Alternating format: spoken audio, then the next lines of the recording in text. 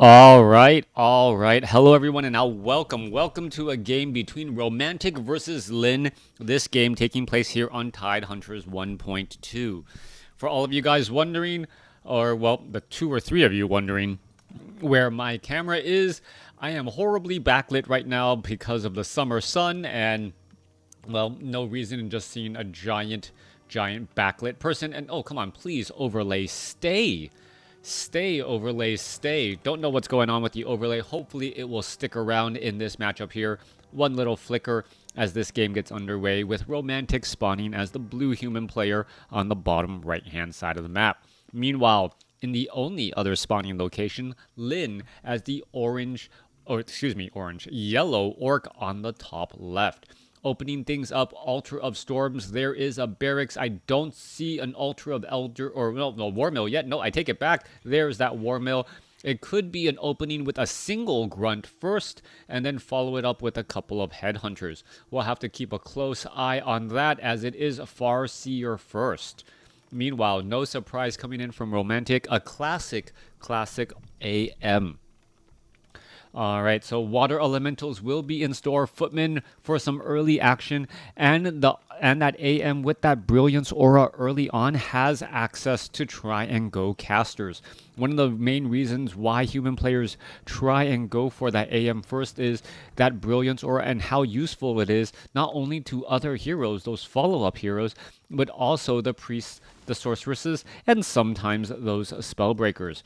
Having mana is, well, always a good thing to have here, as the footmen may try and engage against this 4-3-3 creep camp. It won't give level 2, as the Forestral Berserker and Forestral Trapper, however, do have medium armor, meaning that they can get taken out very quickly by these militia and footmen. All right, in comes a Water Elemental. Water Elemental ends up, well, getting ensnared. That means it loses the aggro from the Forestral Trappers. Footmen and militia now going after the Forest Troll Berserker and that Forest Troll Trapper there. A little bit of damage onto one low hit point peasant who is now currently just whistling while he works back at home. Meanwhile, the militia are going to clean up the remainder of this Forest Troll Trapper creep camp as the Archmage picks up a Ring of Protection +4 and is now out on the move. Meanwhile, Farseer off to the north has picked up a Claws of Attack +4 and is going to be using that little bit of additional aggression to try and clear out creep camps. Are we going to see a peon here? I don't believe so, as the tech to tier 2 is already done.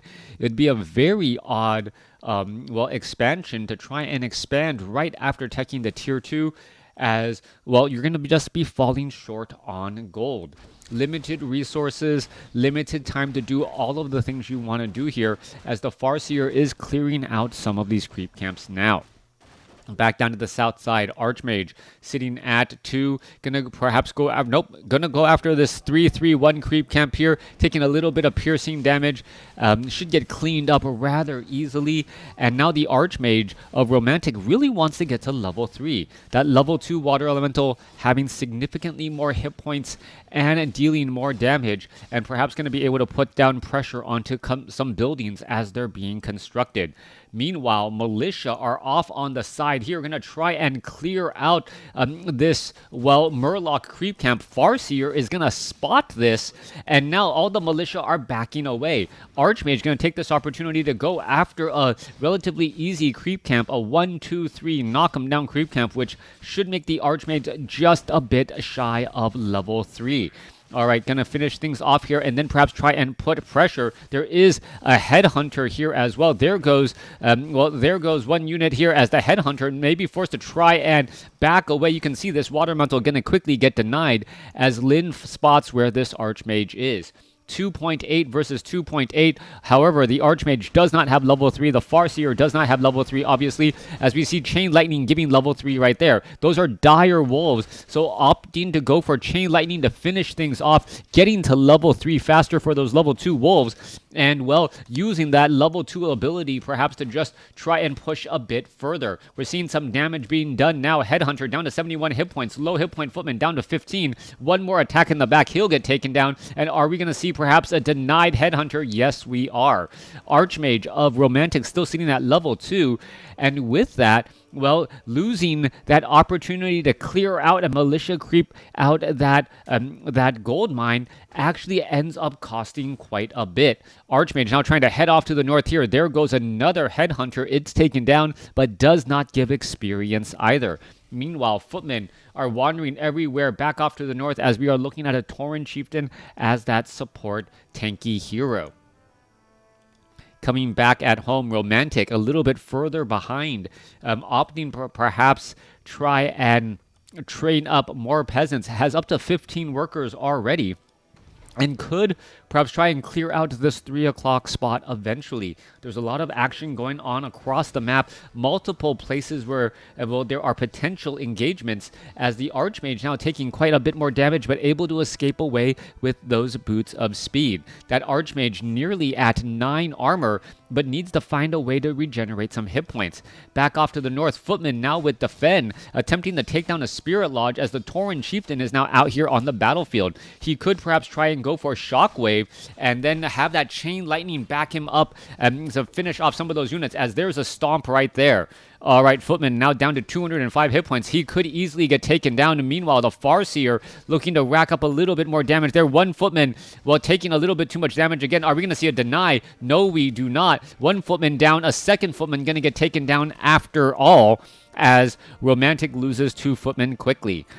Archmage is sitting at level 2, selling those Slippers of Agility, picking up some healing items, and wanting to regroup with the footmen that are out on the battlefield. That is going to delay this heal just a little bit, as the Archmage, well, waits for everyone to gather together before the party starts.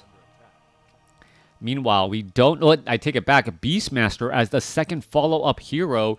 And this is a very classic old-school push. Pushing with summons, water elementals, and perhaps Quill Beast and Beastmaster to try and take down some of these buildings that are being constructed. Spirit Lodge, well, is under construction here. It does not have armor. Could take a large amount of damage here, as it doesn't have that armor yet. Meanwhile, Quill Beasts are coming back across, and with this, the Brilliance Aura on the Beastmaster Archmage actually needs to get a little bit closer. There's a Scroll of Town Portal. Beastmaster now kind of stuck in between all of this action. Is he going to summon up another Quill Beast? He does before he gets taken down, as the Tauren Chieftain does land down a Stomp. A little bit of problems here. Orc Burrow going to get taken down as well. Footman could get taken down once more. Perhaps we're going to see some Chain Lightning. There's a Stomp there, as the Kodo Beast doesn't have anything in its belly. Low hit point Footman able to escape away at 12 hit points.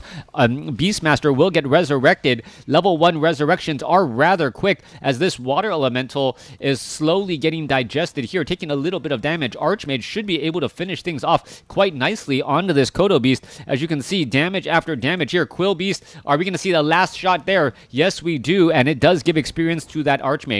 2 water elementals out on the battlefield. One going to turn into a giant puddle due to timed life. Meanwhile, this Kodo Beast in the back doesn't have anything in the belly.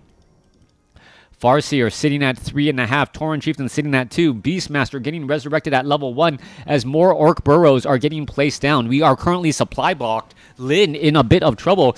You can't build your army if you can't train any additional units, as Ensnare is now getting research. There goes another Orc Burrow again, as the Archmage of Romantic now finally out of mana and will be forced to retreat back home.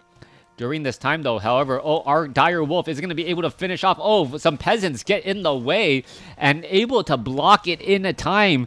Beastmaster gets some experience, as this low hit point Footman ends up surviving. Nicely done there. Meanwhile, we need to see a little bit of healing, perhaps some clarity potions as well, for a follow-up push. Priests are joining in on the fight here. We should be looking at some sorceresses. Otherwise, that Orc army is just simply going to be too fast, especially with that bonus speed from that Tauren Chieftain. All right. Beastmaster wants to get to level 2. Archmage wants to back away, wants a higher level friend to join him on the fight here, as the Archmage still out in front testing the waters. Coming back home, a Beastmaster, well, what did he pick up? True Shot Aura will benefit those priests, those water elementals, and those Quill Beasts. But if the priests are attacking, that means they're not healing, and that's really not what the priests want to be doing. All right, Forest Trolls are going to get taken down. That will also boost up the sorceresses as well, as we're looking at the priest and sorceresses getting ready to move on out. Low hit point water elemental with plenty of timed life as it now is getting backed away. Quillbeast sitting at level or at the lowest tier as the Archmage looking to perhaps try and get to level. Well, not going to get to level next level on the Beastmaster or this Archmage here unless the Archmage backs away. It looks like that is going to be the case as the Farseer sits at level 4. So level 4, level 3 now going up against a level 3, level 2. Chain Lightning bouncing across multiple militia as peasants are going to get taken down and now give more experience to the Farseer. Farseer with plus 12 attack. That's quite a big damage bonus as the Tauren Chieftain tries to line up a stomp. Does have, well, quite a large radius on that level 2 stomp here, but hasn't executed it yet. Both sides also still sitting on one base after all this time, but a definitive hero level advantage by Lyn. That hero level advantage may just continue to grow and grow. That the next critical level will be level 3 on that Beastmaster to get that level 2 Quillbeast and perhaps able to just pressure out more damage. Meanwhile, the sorceresses and the priest are giving a little bit of utility to the human army as we see spellbreakers out on the battlefield as well. All right, more sorceresses, more priests, or more sorceresses and spellbreakers joining in on the fight as Romantic breaks into low upkeep. All right. Not quite sure if we really need 52 over 54 supply. That additional bit of gold might actually be better for Romantic. Meanwhile, Lyn sitting at 48 over 51, getting a substantial gold advantage per second while staying out of upkeep. We don't see any, well, attack upgrades either. And now with the Beastmaster and the Archmage doing a double level up, we are in a 4-3 versus 4-3 scenario. Lyn perhaps letting this game get away from him as we are now looking at Spellbreakers going to get taken down. All right, no control magic. One Spellbreaker gets taken down. There's some Chain Lightning. There's some slow as well. Not a massive number of Spellbreakers as that actually isn't what you really want against that Farseer's Chain Lightning. The Chain Lightning often hits that back line and you want the Spellbreakers who are tanks to actually absorb some of that damage. Tauren Chieftain going to get in for a serious stomp. Over a half dozen, maybe close to a dozen units getting stomped right there. As the Tauren Chieftain now sitting with that level 2 stomp still has plenty of mana because of that potion of greater mana. There's another stomp again. And wow, the Tauren Chieftain doing his best daddy impersonation, putting his foot down and making everyone just freeze in their tracks. All right, a number of peasants also getting taken out here. Tauren Chieftain getting very close to level 4. A bunch of low hit point footmen could get taken down as the Spellbreakers are slowly replacing those footmen here. There is another stomp there. Tauren Chieftain gets in another giant stomp, but Spellbreakers are magic immune as both sides fighting their way through. Tauren Chieftain is sitting now at level 4, level 2 Endurance Aura, or should be level 2 Endurance Aura, for some reason not opting for it yet, as in another stomp comes across. Water Elemental taken down. All right, Quillbeast could get taken down. A couple of peasants can get taken down here. 43 supply compared to 40. A big experience advantage as the Farseer able to escape away with 4 experience shy of level 5. Lyn is in the driver's seat of this game. If he can somehow just close this game out, he will have a definitive win. Meanwhile, the Spellbreakers without control magic are not going to be able to, well, deal with these dire wolves and their critical strikes. Kodo Beasts are also slowly digesting up a couple of critical meals. Those bears and Spellbreakers, as this bear, well, catches up to a Kodo Beast. No, starts digesting a new unit. All right, that bear was actually lost due to timed life, and it ended up making room in the belly of the Kodo Beast. And because it made room, that Kodo Beast could end up heading back and as well start eating up another bear. 41 supply compared to 40 as the Spellbreaker, low hit point, tries to retreat away. Shadow Wolf is perhaps going to, well, get in another critical strike or two onto that Spellbreaker. Should be down to, what, 20 or 42 hit points there as it retreats back again. All right, another ensnare going down, and no reinforced defenses for Lin. That does come as a surprise with so many casters and water elementals able to deal damage to these orc burrows. We're looking at 41 over 61 supply now as a Kodo Beast about to get taken down. There's a purge onto a water elemental, stopping it in its tracks, allowing that Kodo Beast to back away. However, the Archmage is going to go ahead and dive on into that spot, take down that Kodo Beast, and perhaps now try to rejoin in with all of these casters who are now low on mana.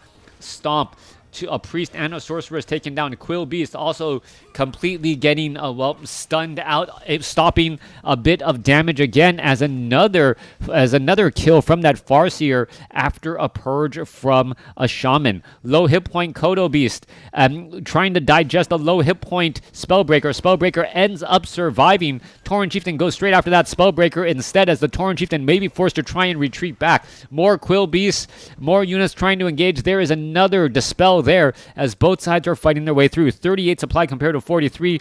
Neck and neck game as the Beastmaster tries to fall back here. Tauren Chieftain does have a potion of invulnerability. Doesn't have, now has enough for a stomp. Gonna find the stomp onto the Archmage. And with the Archmage out of commission, the damage may just be too much. 36 supply compared to 35 right now. We are looking at this Great Hall. Arsenal doing a bit of mining as the Shadow Wolves are trying to finish off some of these casters here. Without more Water Elementals and Beastmasters, things could go sideways. Spellbreaker's trying to shut down the Farseer. Farseer backing away at level 5, and it looks like Lin will get the reprieve or respite that he needs.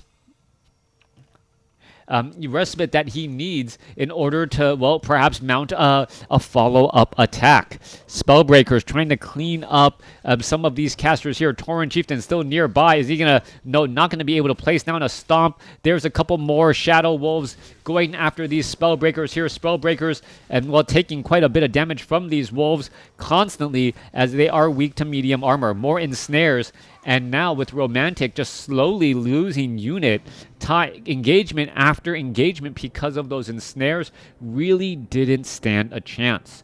Ultimate ending Lin winning across all three categories, but really it was the Decisive hero level advantage. 36,000 or 3,600 experience compared to 24. A massive difference there, leading to eventually what would have been dual level 6 heroes, which would have been too much to overcome. Let me know what you guys thought about this game in the comments below. Thanks for watching. Thanks for listening.